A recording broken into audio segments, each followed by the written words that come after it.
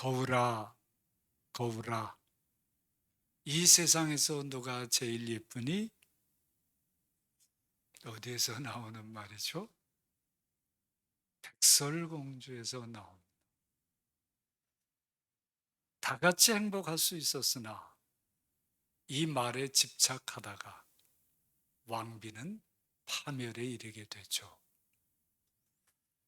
왕비도 참 예뻤던 것 같습니다. 웬만큼 예쁘지 않았으면 이런 말을 꺼내지도 않았을 터이니까요.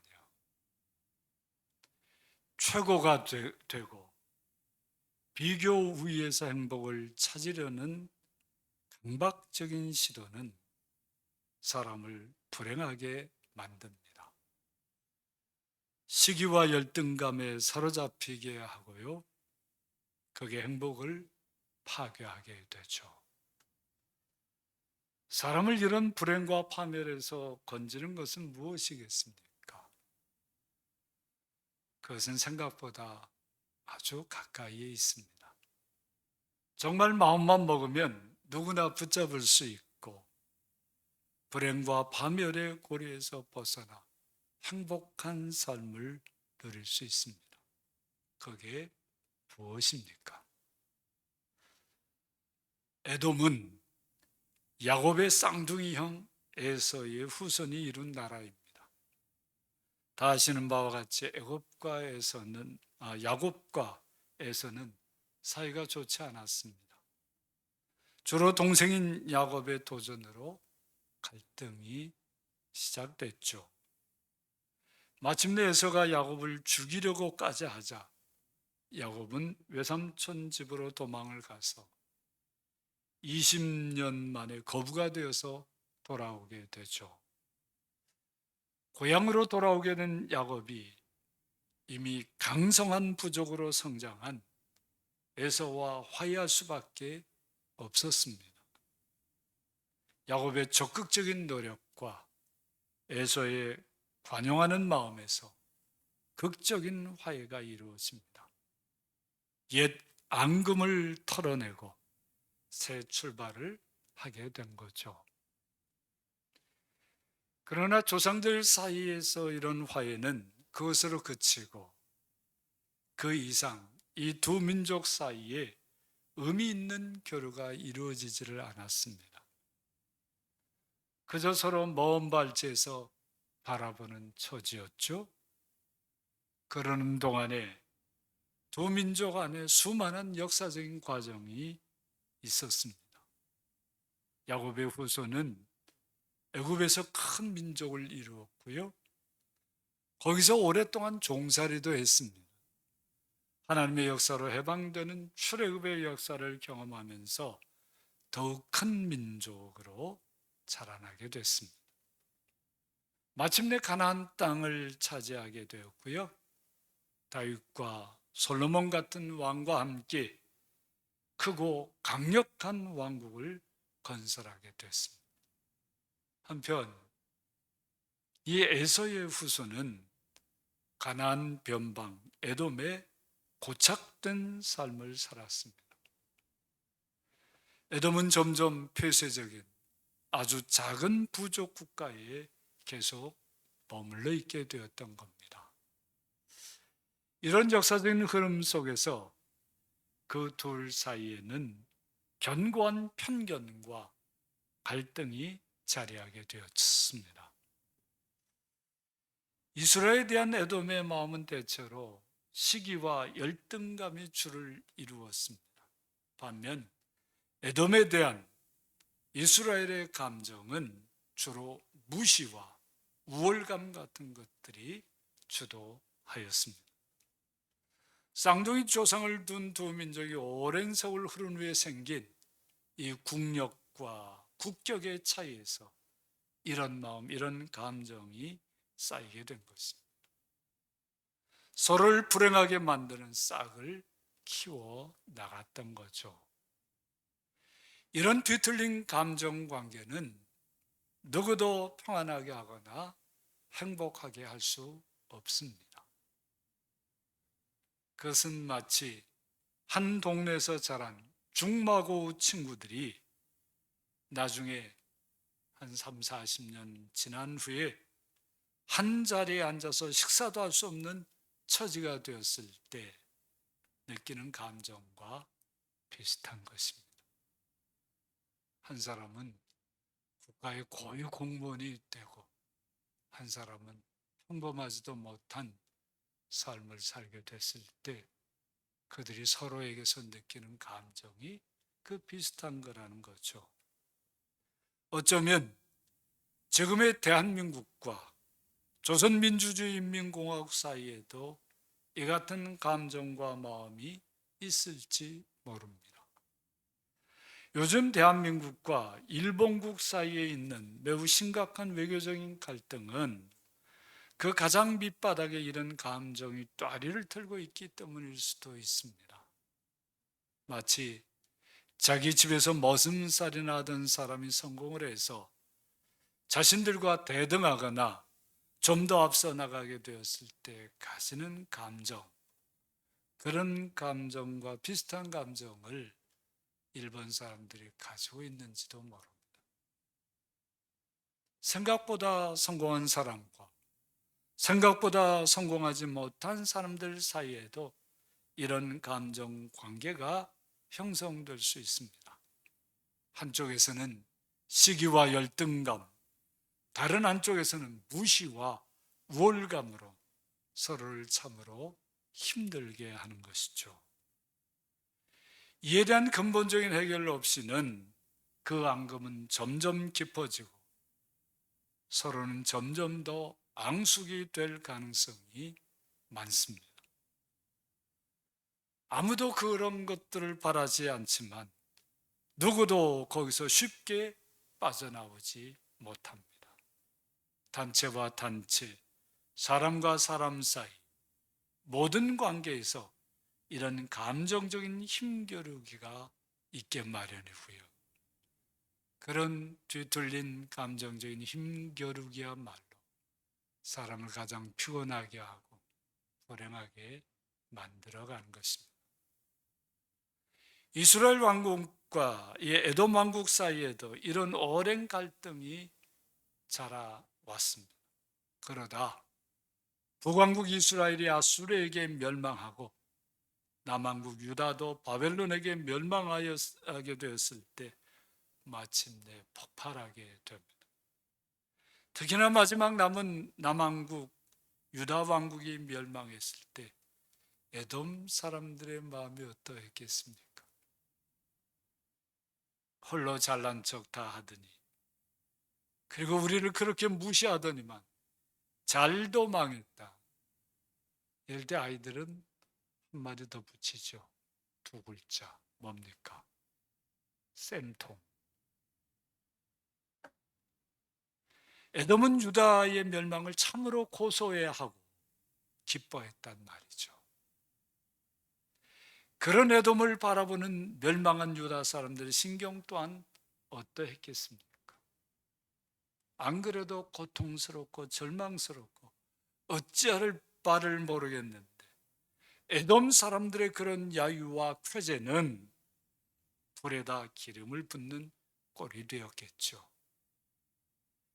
유다 사람들은 눈에서 불이 나올 듯 격렬한 분노와 미움과 저주를 에돔에게 퍼부었을 듯합니다.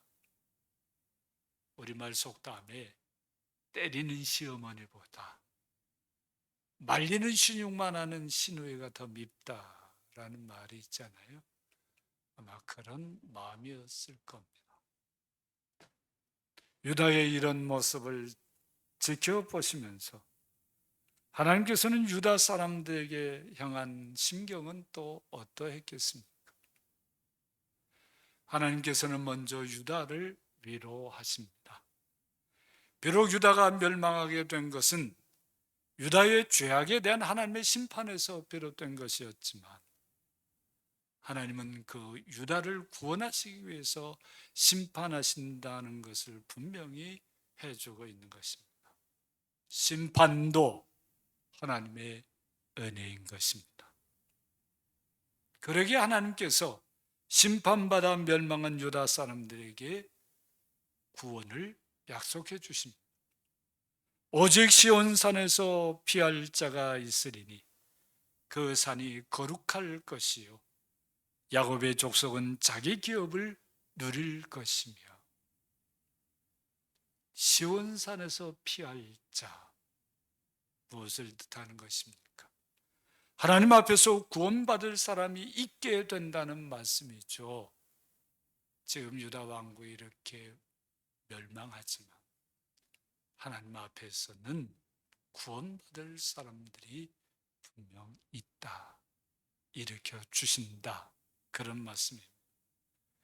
그리고 구원받은 사람들이 있는 그곳이 하나님께서 계시는 거룩한 산이 된다고 말씀하고 있는 것입니다. 하나님의 구원을 받은 사람들이 사는 땅과 그들이 하는 모든 일은 하나님 앞에 거룩하게 세워지게 되는 것입니다. 유다가 죄악을 벗어버리고 거룩한 백성으로 새롭게 세워지는 구원을 받는 것입니다. 그리고 구원받은 야곱 족속, 그 유다는 하나님께서 주시는 자기의 기업을 누릴 것이라고 확약해 주십니다. 멸망한 유다에게 이보다 더 귀한 위로가 어디에 있겠습니까?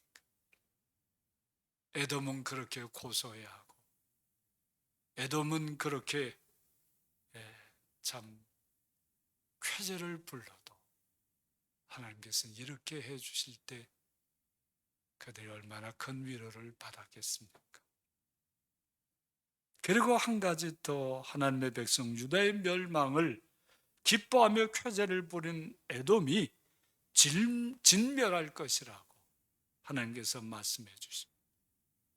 하나님께서 유다를 심판하시는 그 깊은 뜻과 유다를 심판하시는 하나님의 그 아픈 마음을 헤아리지 못하고 하나님께서 아끼시는 유다 사람들을 조롱하고 폄훼한 에돔 사람들을 이스라엘 사람들을 통해 진멸하시겠다고 하나님께서 선포하고 계시는 것입니다. 그 힘든 가운데 하나님이 자신들의 편이 되어주신다는 사실만으로도 유다 사람들은 큰 위로를 받았을 것 아니겠습니까? 그러나 여기서 끝나라고 하나님께서 그들 유다를 위로하시는 게 아닙니다. 긴 세월 오랜 관계에서 묵히고 쌓인 상한 감정을 풀어가라고 이 말씀을 들려주고 있는 것입니다. 에돔 사람들의, 유다 사람들에 대한 맺힌 상한 감정, 유다 사람들의 에돔 사람들에 대한 풀리지 않는 악 감정이 그들 사이에 늘 있어 왔음을 보라는 것입니다. 그래서 이런 사태가 벌어진 거라고, 그걸 보라고 이 말씀을 들려주는 겁니다. 이런 감정이 모든 것을 망가뜨릴 수 있다는 사실을 유다와 에돔 양자가 함께 보게 하시려는데 이 오바다의 뜻이 있는 것입니다. 하나님께서 임시 방편으로 유다 사람들을 편들어 주시고 위로해 주시는 것 같지만 궁극적으로는 유다와 에돔 사이에 진정한 화해가 이루어져야 함을 말씀해 주고 있는 것입니다.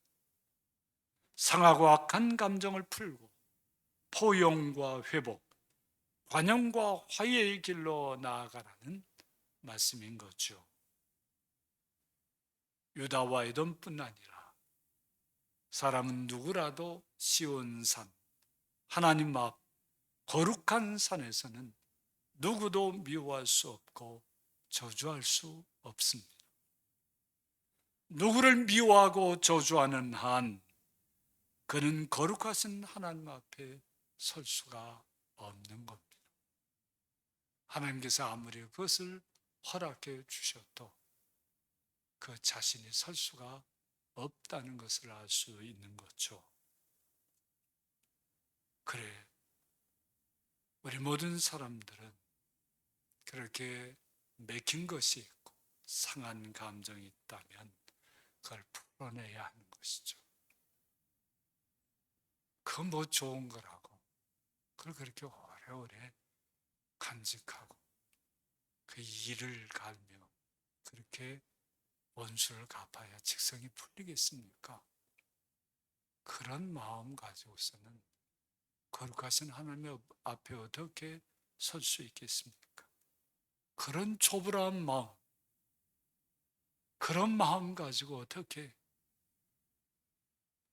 우리를 사랑하신 하나님의 사랑을 따라 사랑하며 살 수 있겠습니까? 그래 이제 우리는 생각해야 됩니다. 어떻게 그런 회복과 화해의 길로 나아갈 수 있을까? 삶이 거룩해져야 합니다.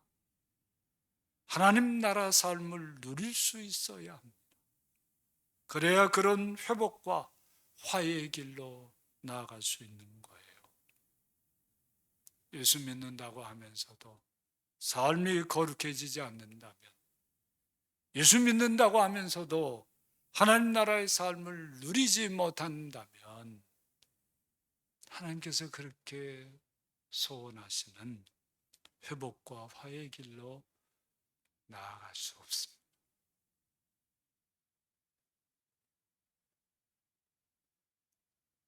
우리 주님, 예수님의 은혜로 우리가 거룩하신 하나님 앞에 설 수 있고 우리의 삶이 거룩해진다는 사실을 온 마음으로 믿어야 합니다.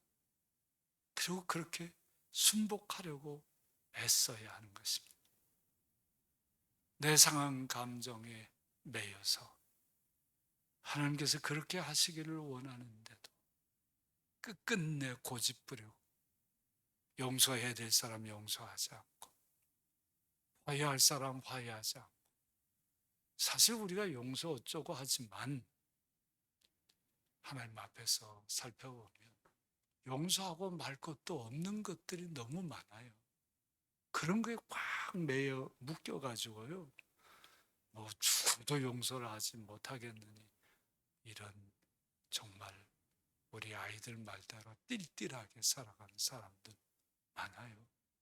그래서는 안 되는 것입니다. 우리 삶이 거룩해져야 합니다. 어떻게 거룩해집니까? 우리 주님 은혜에 따라서 용서할 사람 용서해야 삶이 거룩해집니다. 화해할 사람과 화해할 수 있어야 삶이 거룩해지는 겁니다. 그렇지 않고 삶의 거룩이 무엇이겠습니까? 우리의 삶의 터전, 그 산이 거룩할 것이요 하였습니다. 하나님 앞에서 더 이상 미움과 갈등에 매이지 않는 깨끗하고 성별된 삶을 사는 것, 그것이 회복과 화해의 길로 나아가는 길입니다. 세상의 기준에 따라서 이 사람 저 사람 이리저리 판단하며 쓸데없이 미움과 갈등의 관계를 만들어 가서는 안 되는 것입니다. 그런 정말 어이없는 사람들 우리 주변에 너무 많죠. 아무 얻을 것도 없는데도 괜히 이것저것에 참견하고 그래서 미움과 갈등을 조장하고 말이죠. 그것도 어떤 면에서는 즐기기도 하는 것 같아요. 그런 싸움질이나 하려고 해서는 우리 사람이 거룩해지지 않습니다. 그런 힘든 관계가 만들어지려고 하면 기도하며 철저하게 차단해야 할 것입니다. 그 조짐이 보일 때가 있거든요. 괜히 어떤 사람 보기만 해도 기분이 나빠지려고 해. 그거 벌써 그런 것이 생기는 조짐이에요. 그럴 때 하나님이 큰일 났습니다. 제가 왜 이럽니까? 제 마음이 왜 이렇게 됐습니까? 하나님, 우리를 불쌍히 여겨주세요. 기도하면서 철저하게 그런 마음 자체를 차단해 버려야 합니다. 또한 어쩌다 그런 갈등 관계 속에 떨어졌을 때 하나님 앞에서 먼저 회개하고 함께 회개하도록 힘써야 합니다. 저 사람이 회개하고 내게 사죄하기까지는 절대로 내게는 용서라는 건 없어. 이런 생각 자체가 얼마나 정말 후진 것인지 그걸 스스로 볼 줄 알아야 됩니다. 얼마나 정말 참담한 것인지 그런 생각에 매여 있어서는 삶이 거룩해질 수가 없는 것입니다. 먼저 회개하세요. 먼저 화해의 손을 내미세요. 그거 절대로 손해보는 것 아닙니다. 그거 그렇게 한다고 해서 절대 지는 거 아니에요. 왜 손 내밀지 못합니까? 주님께서 먼저 손 내밀라고 하시는데 나아가서 하나님께서 허락하신 하나님 나라를 기쁨으로 보다 적극적으로 누리세요. 그래야 회복과 화해의 삶을 살아갈 수 있게 되는 것입니다. 아예 불만과 불평과 미움과 갈등이 발을 붙이지 못하도록 하나님 나라의 사랑과 정의와 자유와 거룩으로 평화를 만들어가면서 살아가야 하는 것이죠. 우리 주님의 십자가의 은총에 담겨 있어 있는 화목과 인내와 선행으로 그런 삶을 살아갈 수 있습니다. 데살로니가 전서 5장 12절부터 21절까지 그런 말씀들이 주옥같이 박혀 있어요. 어떻게 우리의 삶 속에서 우리의 이 묵은 감정들, 상한 감정들, 이 우리를 옥매는 이 참 어이없는 이 감정들을 다 이겨낼 수 있을까? 예수님의 십자가 은총에 무엇이 담겨 있습니까? 화목케 하는 은총이 담겨 있죠. 오래 참는 인내의 은총이 담겨 있습니다. 그리고 정말 선을 행할 수 있는 그 능력이 담겨 있어요.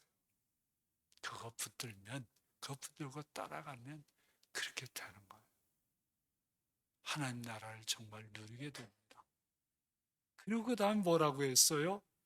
항상 기뻐하며 쉬지 말고 기도하며 범사에 감사하라 했습니다. 그렇게 살면 우리 미움과 갈등이 자리할 수 없겠죠. 또한 말씀에 사로잡혀서 성령에 충만해서 악은 모양이라도 버리면서 하나님 나라 평화를 나누며 살라고 했습니다. 다 우리 주님 예수 우리 십자가 안에 있는 은총이 이런 거예요. 그 은총에 따라 하나님 나라를 이렇게 살아가는 것입니다.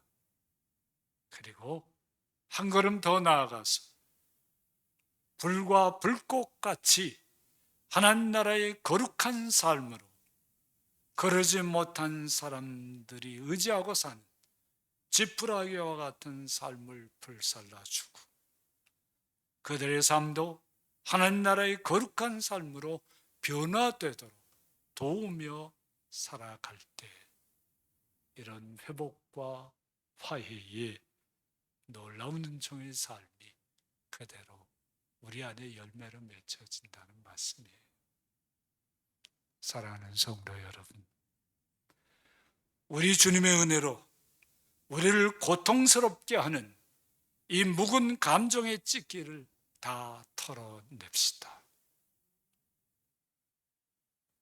우리 주님의 십자가 은총을 힘입어서 상한 감정, 악한 감정이 더 이상 우리 삶을 망가뜨리지 못하도록 그렇게 삽시다. 은혜로 허락해 주신 거룩한 삶과 하나님 나라 삶을 더욱 신실하게 살아서 서로를 모두를 행복하게 하는 사람으로 살아갑시다. 우리 교회 20주년, 그 20주년에 주시는 우리 주님의 말씀인데요. 혹시 아직도 사람들 사이에 그런 감정에 사로잡혀 있다면 20주년 예배 전에 다 내려놓으세요. 해결하세요. 그리고 주님 앞에 나와 예배.